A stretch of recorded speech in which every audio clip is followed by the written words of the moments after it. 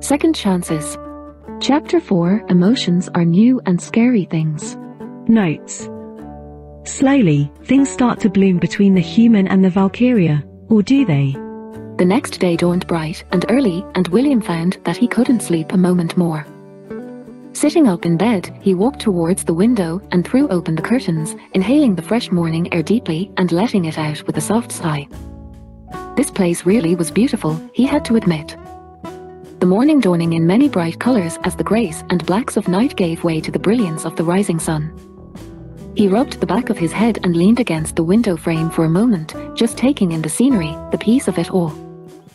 Long, tapered fingers slid through his raven dark hair as he moved it back behind his shoulder, tucking a strand behind his ear from where it was tousled from sleep. Sleep. He was surprised he had slept at all, actually.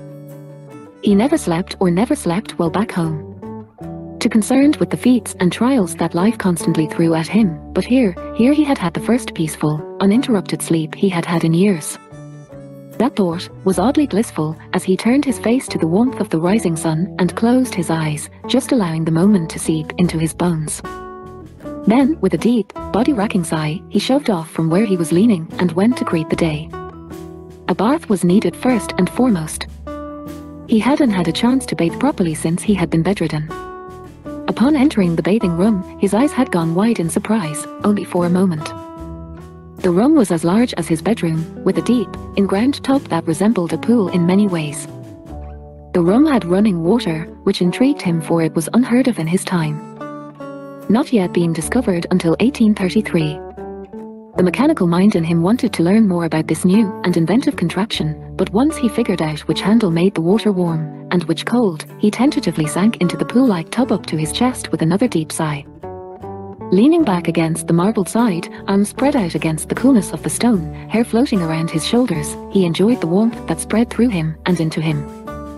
About 30 minuets later, Tavington left his rooms, clean and refreshed. His clothes were again the tunic and flowing pants of her people, but he found that while not what he would have normally have worn back in his time, they were comfortable and very practical. His hair now glistened and was pulled back once more in a black bow tied with a ribbon and hung down his back. He glanced around, wondering where to go, for he was hungry and hadn't yet learned his way around.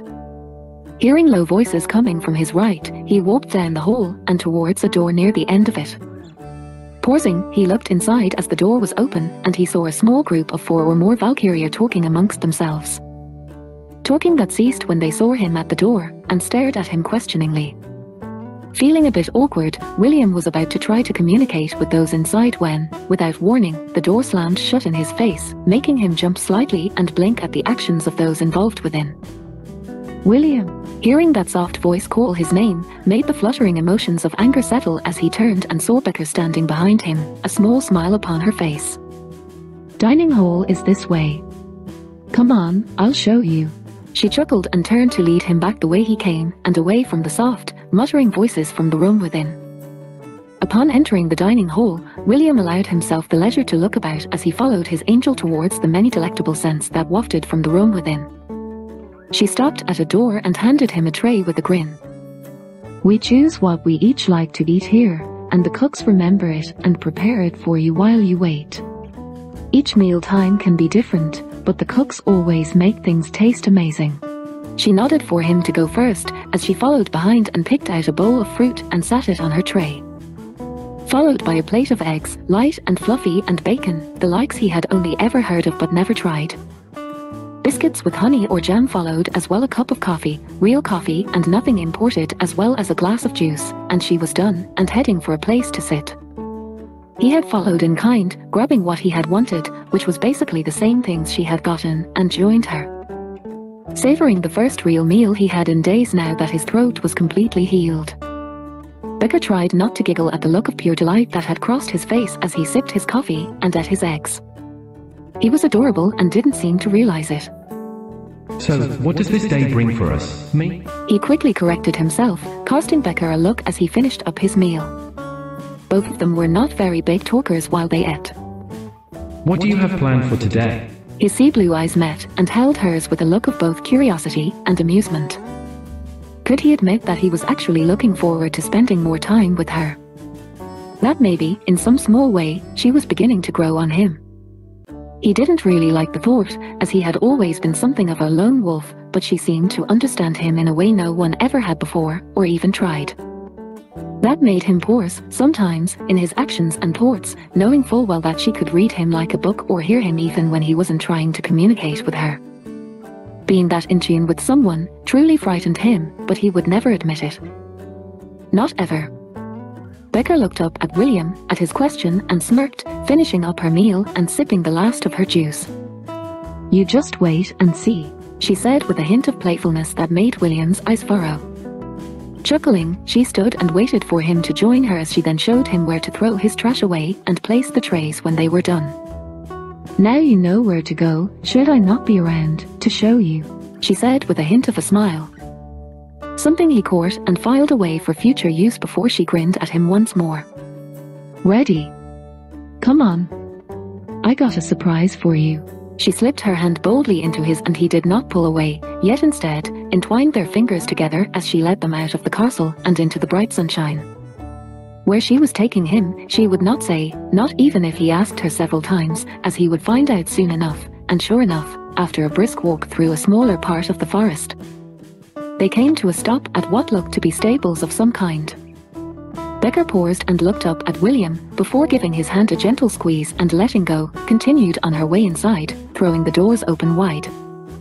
Upon her actions, many horses popped their heads over their stall doors and nickered and snorted softly.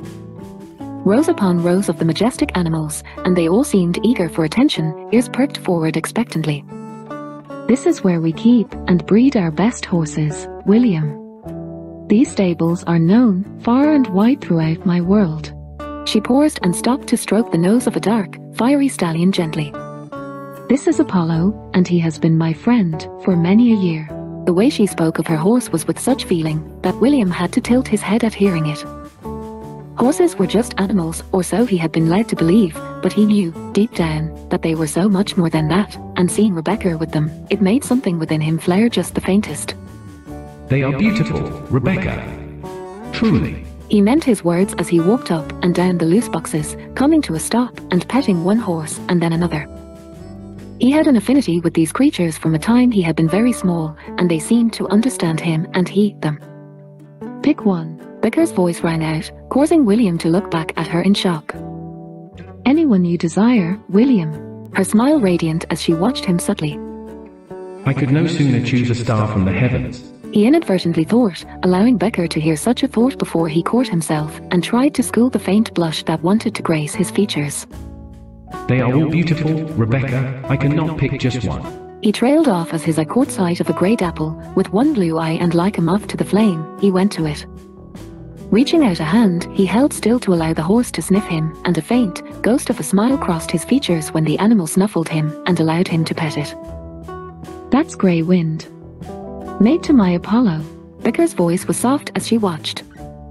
Fancy that William should choose that horse, and to choose him in return. "Want to go for a ride?" she asked with a hint of laughter in her voice. William's smile was almost a true smile, bright as it nearly lit up his eyes at her request, and he nodded slightly. Seeing his reaction, Becca wasted no time in brushing down Apollo as William brushed down Grey Wind, before they both tacked up their mounts and headed out of the stables together. She led him past the paths that wound through the forest and onto the animal and game trails. Places only she had ever been before. When the way was clear, she gave William a brief smile before she nudged Apollo into a canter, and then a gallop.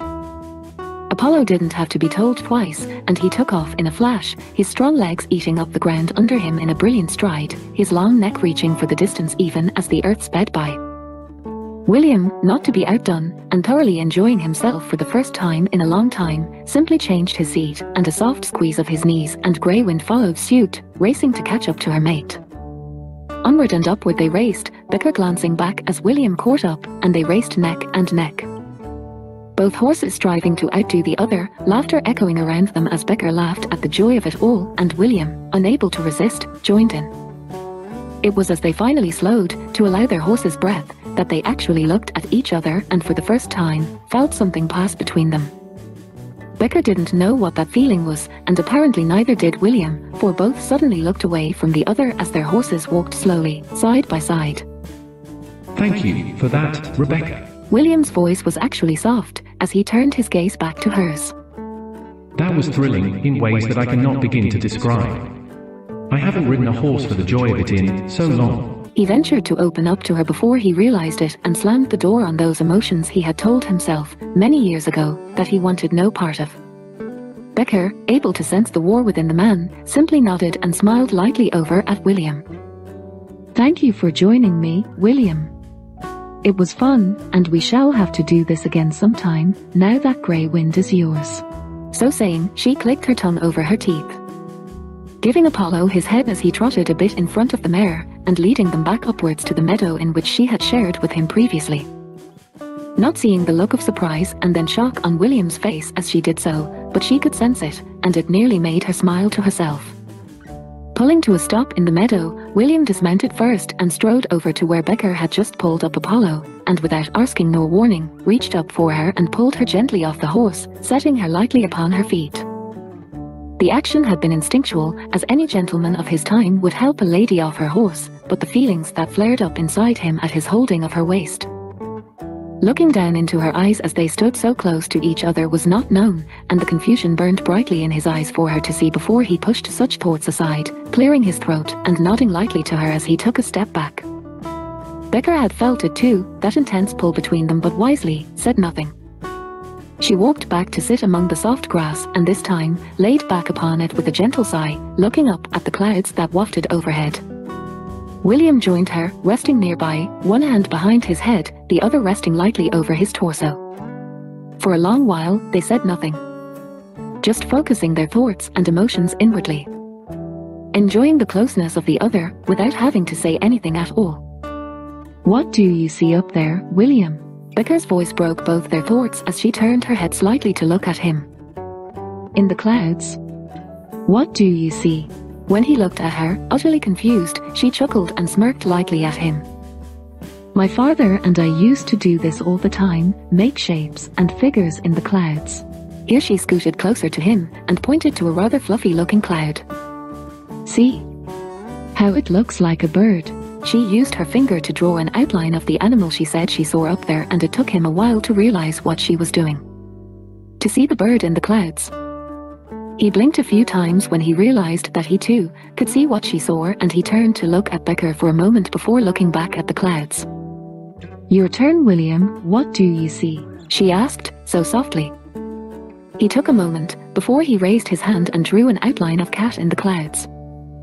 Though he didn't really see it, he saw it enough to try and humor her a little. He wasn't good at this sort of thing. A cat. Running from its master.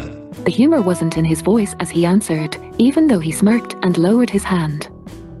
He sighed and tilted his head to look at his angel, who watched him in return. I am sorry, Rebecca. I am not good at things like this. He apologized yet again for thinking he had upset her, and when he saw that look of understanding cross her face again, he bit his lip in frustration. Damn it. He didn't want to be pitted in any way. He knew that wasn't what she felt, but his anger flared as he suddenly sat up and glared at her. I am not like you, Rebecca. I don't see the things you see. I don't understand your world, nor your feelings, nor mine for that matter. I try and I simply cannot do it. He sighed and looked away, his anger fading and the feeling of utter hopelessness returning. Why did you save me, Rebecca? I have nothing to offer you. Nothing. At least when I was alive, I had title, rank, privilege. Now I don't even have that anymore. I have nothing. I am nothing. You should have let me die on that battlefield, then at least I wouldn't be hurting you. I can see it, and I have no idea why that bothers me. He suddenly caught himself ranting and saw that she had heard every word, and in a fit of both shame and panic, he stood and headed towards his horse. He couldn't bear to look into those beautiful emerald eyes a moment longer. What must she think of him? Stunned by William's unexpected outburst, it was all Becker could do for a few moments after his tirade, to just sit and stare. She had not expected that, and when she blinked and noticed he was leaving, she stood and called after him. William! Wait. She followed quickly behind him and stopped him just as he reached Grey Wind, who was snorting and tossing her head, feeling the tension in the air between the two of them. William. I'm sorry. Seeing the emotions flickering within him. That wasn't what I wanted to happen when I asked you what you saw. I was merely trying to share a part of my life with you. I don't want anything from you, William, honest I don't. Nothing but your time. I like spending time with you. She struggled to find the right words, for it was rare that a Valkyria attached themselves to any but their own kind. William was a human, Becker was not. He had hurt her again. Upset her with his words and his actions, and for once in his life, William felt sorry for it. Actually, bone deep, truly sorry. But he couldn't admit that, not without looking weak, could he?